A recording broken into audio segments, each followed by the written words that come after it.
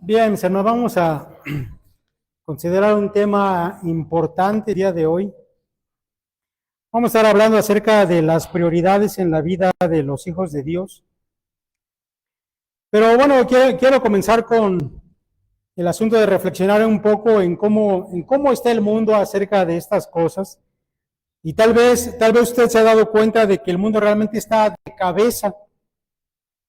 Porque la gente que no conoce a Dios, pues a menudo da valor a las cosas más insignificantes, más banales, más efímeras por encima de las cosas realmente importantes. De hecho, pareciera que el mundo vive en una especie de locura o de confusión generalizada. Mire, déjeme poner un ejemplo. En algún lugar de la India, esto lo leí en un artículo hace tiempo, había un hombre fanático que en su taller tenía colgada una caja en la cual estaban escritas en su dialecto unas palabras que traducidas decían esto: fondo para alimentar a las vacas. El dinero reunido allí se usaba para alimentar a las vacas que, por estar demasiado débiles, no podían trabajar, o a las que habían sido compradas de los carniceros mahometanos. Se le preguntó a ese hombre cómo eran atendidos los niños huérfanos en su país, a lo cual él respondió: ¿por qué hemos de alimentar a los niños huérfanos y sostenerlos? Deben haber hecho algunas cosas muy malas en su vida anterior, por eso les va como les va. Bueno, mis hermanos, el mundo está de cabeza, ¿no? Mientras este hombre tenía un fondo para alimentar a las vacas que los hindúes no se comen porque creen que son sagradas, en tanto hay niños que están muriendo de hambre y que realmente no le importan a nadie. Eso es real, no es una historia inventada, es real. Sin embargo, acá en Occidente las cosas no están mejor. Por unos segundos quiero que usted imagine lo siguiente, que se ponga en lugar de lo que voy a decir, para que podamos tomarle más sentido a esto que voy a leer a continuación.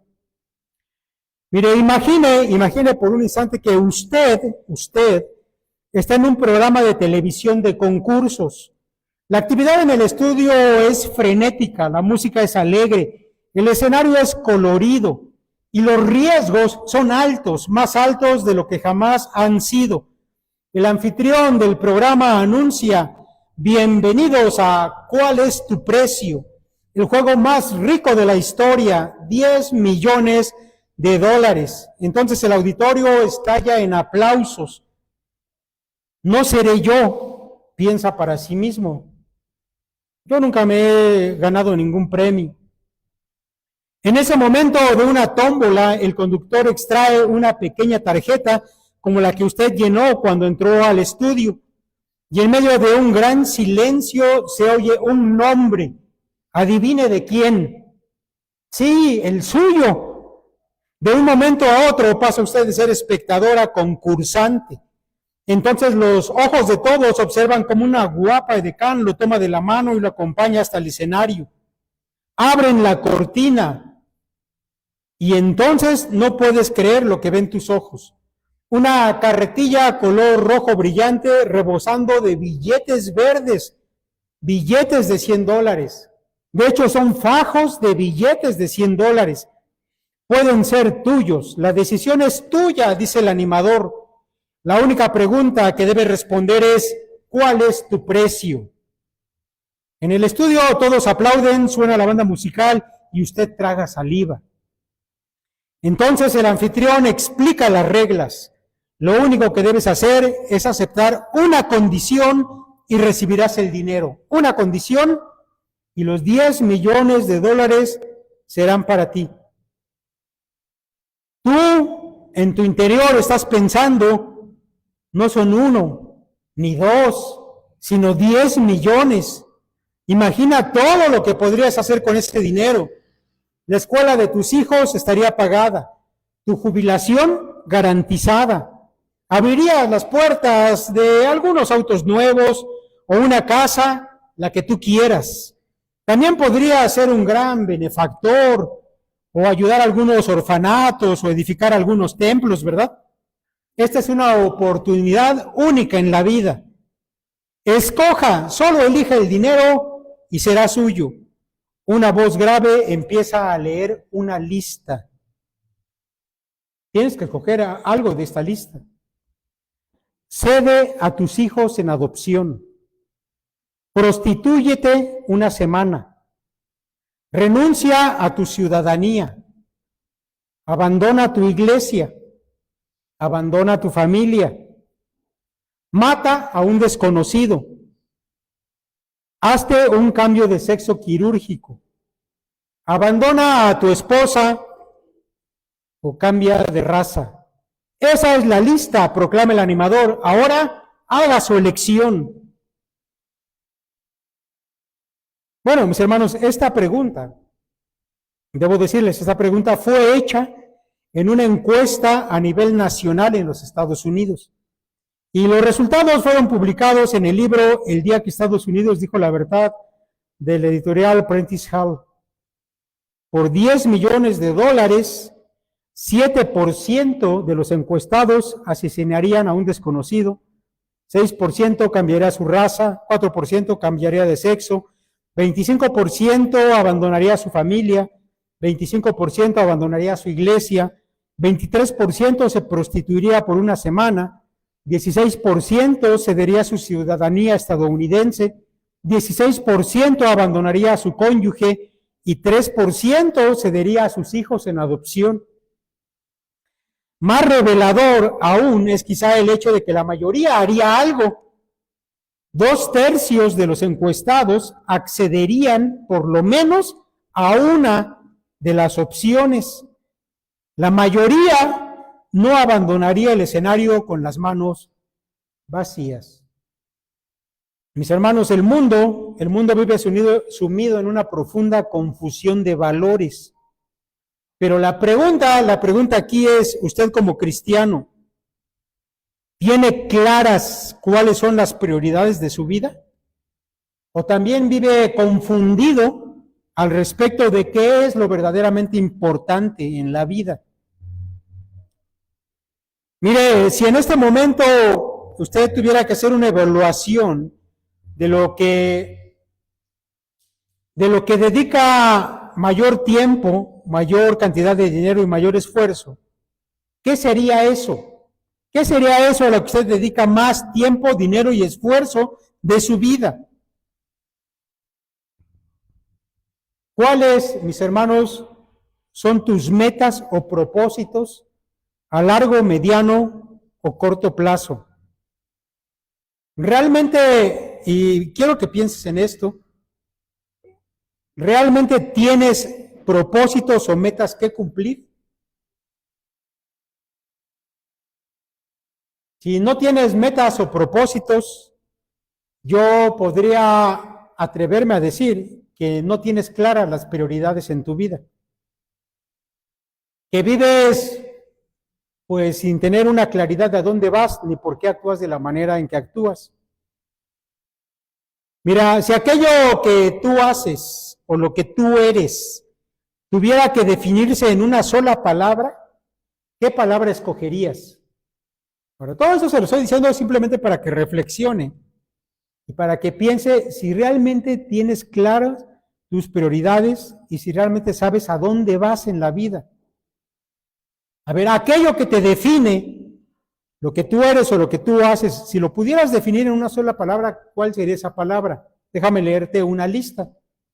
A ver, mira, doctor, ingeniero, maestro, deportista, dinero, diversiones, religión, padre o madre de familia, o ninguna de las anteriores.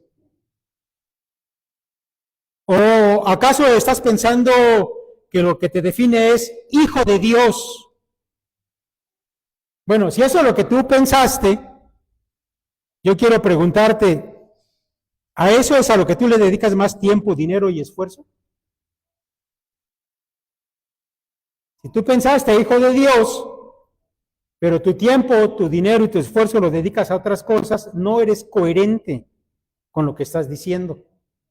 Y realmente estás confuso de cuáles son las prioridades que tú sigues en este momento. Ahora, es muy probable, mis hermanos, y me atrevo a decir esto, que hasta este momento estés viviendo sin una lista bien definida de las cosas que deberían ser prioritarias en tu vida. ¿Por qué? ¿Por qué es que me atrevo a decir eso? Bueno, porque, mis hermanos, en muchas ocasiones que recibimos personas en las consejerías bíblicas, yo pregunto precisamente eso. ¿Sabes cuáles son tus prioridades en la vida? A ver, ¿cuáles son? Dime por lo menos las 3 prioridades de tu vida. Y la verdad es que muchos, la mayoría, no tienen claro qué es lo prioritario en su vida. Y esto es porque mucha gente vive guiada más bien por su intuición en el momento, guiada por sus deseos, pero no es capaz de distinguir entre lo prioritario y lo secundario. Ahora, déjeme decirle que vivir de esa manera es peligroso. Vivir la vida sin un orden y sin una idea de lo importante, mis hermanos, es peligroso. Porque vivir así puede resultarte caro. Vivir con los valores invertidos es un riesgo. Puede resultarte más caro de lo que te imaginas. Mira, tal vez has escuchado la historia de un hombre, realmente era un inversionista. Un hombre que había tenido una ganancia extraordinaria de las inversiones que había hecho. La tierra le había dado una excelente cosecha y ahora se encontraba con efectivo de sobra. Ahora tenía una pregunta que contestarse. ¿Qué haría con esas ganancias? No le llevó mucho tiempo encontrar respuesta a su pregunta. Guardaré mi riqueza, dijo. Encontraré la forma de almacenarla para poder vivir bien el resto de mi vida. Su plan era acumular. Su meta era beber, comer, lucirse, pasársela muy bien. Mudarse a un lugar donde hubiera un buen clima tropical, ir a jugar golf, relajarse y descansar. Pero ¿sabe qué pasó? Un día, mientras estaba en su cama pensando en esas cosas, de repente le sobrevino la muerte. Y entonces este hombre, este gran inversionista, escuchó una voz, la voz de Dios. Y lo que Dios le dijo no era nada agradable. La primera palabra que escuchó de parte de Dios era necio. Ya sabes a qué historia me estoy refiriendo, ¿verdad? La historia que encontramos en Lucas capítulo 12 y que es una historia que contó el Señor Jesús. La palabra necio, la palabra griega afron, significa también o se usa para hablar a alguien que es insensato, que no tiene juicio, que está loco o que es tonto. Mis hermanos, seguramente que aquel hombre de negocios, a la vista de la gente de este mundo, él era respetado. Es más, seguramente que lo honraron con un hermoso funeral y un féretro de caoba, y vistieron trajes elegantes los que vinieron a rendirle honor a este hombre rico que ahora yacía en un ataúd. Pero ¿sabes qué? Seguramente que en primera fila también estaba su familia. Una familia que ya estaba empezando a discutir de quién serían los bienes que aquel hombre había dejado. Por eso el Señor le dijo, insensato, y lo que has provisto, ¿de quién será? Ahora déjame decirte que el pecado de este hombre no fue ser rico. Tampoco fue haber hecho ambiciosos planes. Su pecado, mi hermano, fue no haber considerado a Dios dentro de sus prioridades. Su prioridad fue el dinero, fue acumular dinero, pero Dios no estaba en su lista de prioridades. Toda su vida trabajó por algo que no valía la pena. Sus mayores esfuerzos los hizo por algo tan efímero, tan pasajero, y perdió de vista lo eterno. Eso, mis hermanos, es algo trágico. Por eso, mi hermano, es importante que tengas bien claro cuáles son tus prioridades como hijo de Dios. Porque pudiera ser que estés gastando tus fuerzas, que estés haciendo tu trabajo y tu vida vaya pasando siendo gastada en cosas que al final no valen la pena. Ahora, piensa por un instante en eso. Mira, alguien dijo lo siguiente y me gustaría que esta frase no la olvides, piénsala, reténla ahí en tu mente si es necesario. Alguien dijo, el que no tiene tiempo es que no tiene claras sus prioridades. El que no tiene tiempo es que no tiene claras sus prioridades. ¿Por qué? ¿Por qué esta frase? ¿Qué significa? Bueno, mira, tal vez has escuchado a menudo frases como las siguientes. No he tenido tiempo para orar esta semana. Es que tengo bastantes tareas. El que no tiene tiempo es que no tiene claras sus prioridades. No tengo tiempo para salir con mi familia porque mi trabajo me absorbe demasiado. No puedo venir a los cultos de la iglesia, es que tengo que trabajar los domingos. A mi esposa quiere que pase más tiempo con ella, pero yo lo que quiero es también tener mi tiempo para estar con mis amigos. Bueno, el que no tiene tiempo es que no tiene claras sus prioridades. Ten cuidado, mi hermano, no, porque puede ser que tus prioridades estén invertidas. Pudiera ser que estés poniendo lo menos importante en el lugar de lo más importante. Y déjame decirte que a la larga vas a sufrir las consecuencias, porque tener prioridades invertidas o no tener claras tus prioridades siempre trae consecuencias. Insensato. Esa es una palabra que yo espero que nunca tengas que oír de labios del Señor al final de tu vida. Mira, se cuenta que en una ocasión un profesor de filosofía llegó a la clase, se plantó delante de sus alumnos y sin decir palabra, tomó un frasco grande, vacío, de boca ancha, y procedió a llenarlo con pelotas de golf. ¿Conoces las pelotas de golf? ¿Sabes de qué tamaño son? Luego le preguntó a sus estudiantes si el frasco estaba lleno. Los estudiantes estuvieron de acuerdo en decir que sí, en efecto, ya estaba lleno. Así que entonces aquel profesor tomó una caja llena de canicas y la vació dentro del frasco. Las canicas se fueron acomodando y llenando los espacios entre las pelotas de golf. Entonces el profesor volvió a preguntarle a los estudiantes si el frasco estaba lleno y ellos volvieron a decir que sí. Entonces el profesor tomó una caja con arena y la vació dentro del frasco. Por supuesto, la arena fue llenando los espacios vacíos y el profesor volvió a preguntar si ahora sí estaba el frasco totalmente lleno, y en esa ocasión los estudiantes respondieron con un sí unánime. Entonces el profesor sacó una taza, la llenó de café y la vació dentro del frasco e hizo esto una vez más.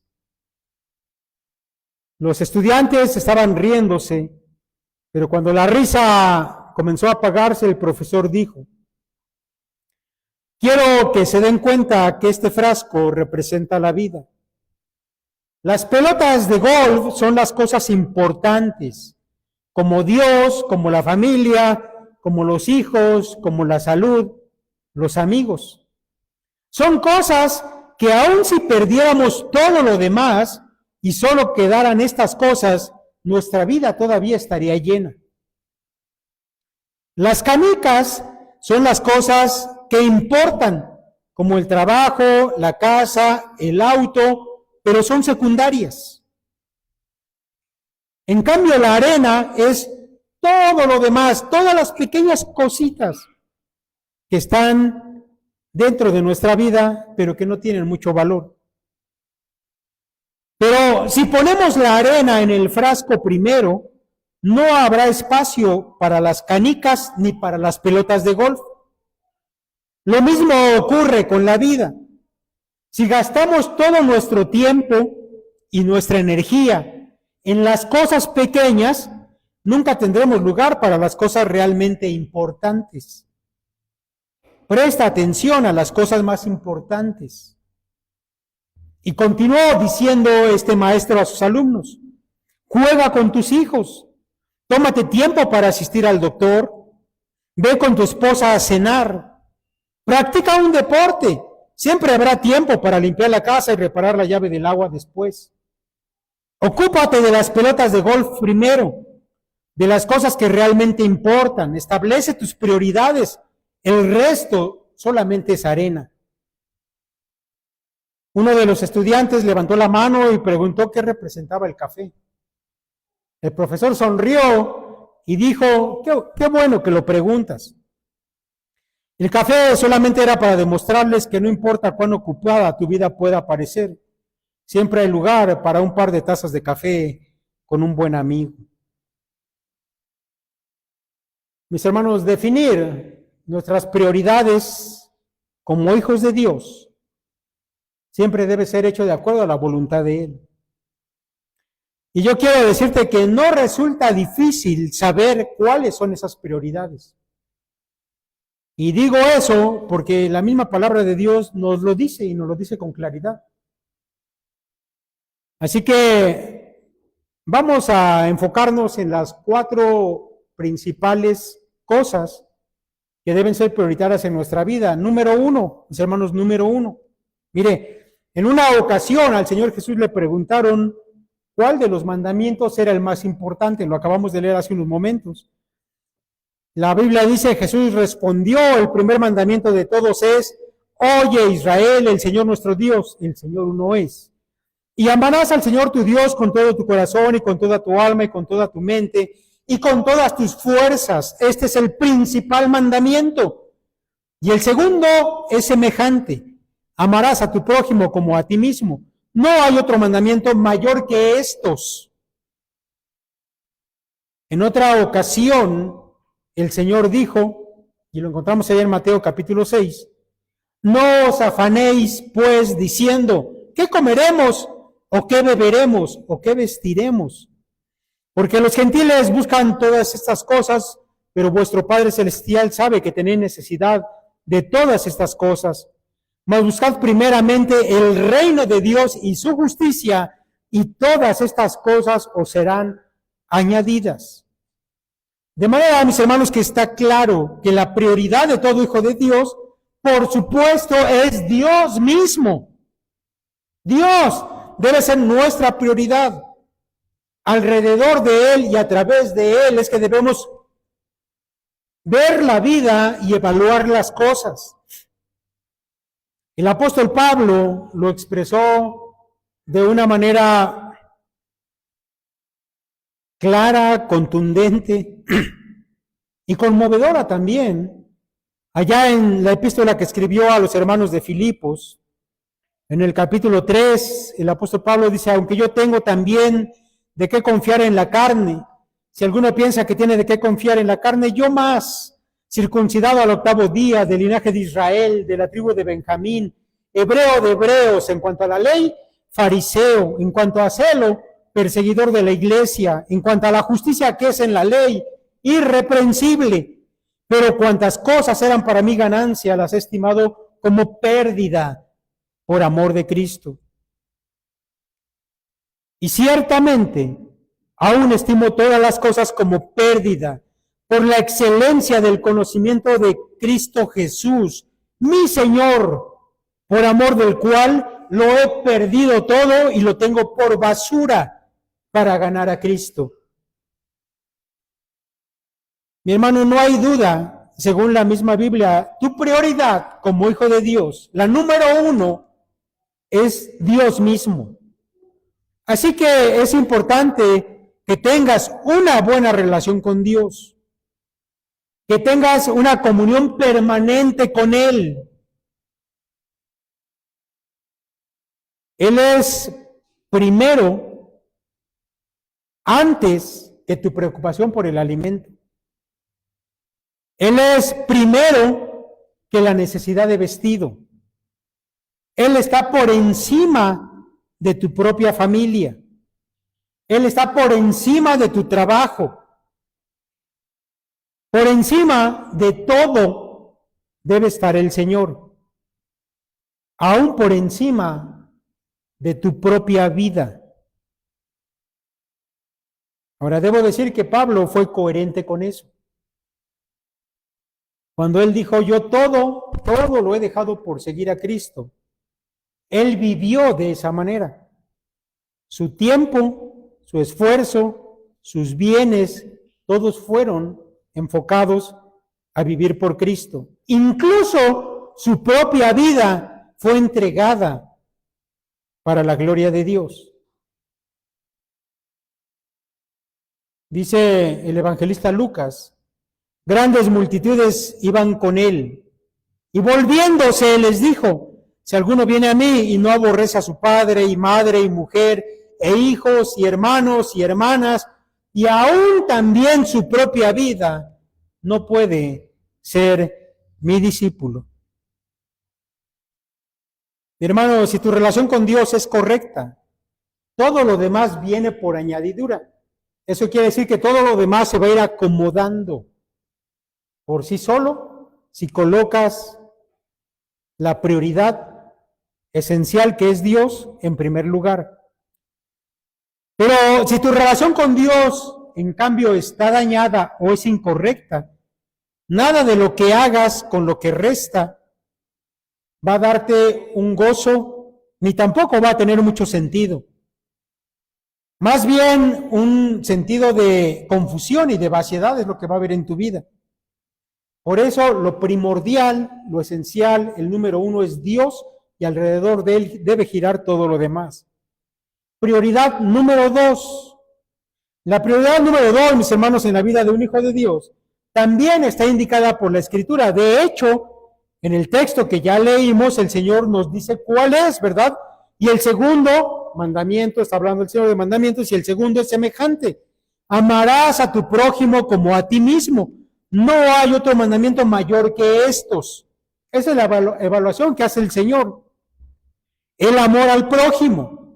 Ahora déjame decirte que la palabra prójimo significa próximo, el que está al lado, el que está junto. Y mi hermano, si pensamos un poco, la gente más próxima a ti, sin duda, es tu propia familia. Pero de esa familia que tú tienes, los más próximos a ti, si eres soltero, van a ser tus padres. Si eres casado, va a ser tu cónyuge. Ahora, eso no lo estoy inventando, es lo que Dios tenía planeado cuando creó al hombre. El Señor dijo allá en Génesis 2:18, y dijo Jehová Dios, no es bueno que el hombre esté solo, le haré ayuda idónea para él.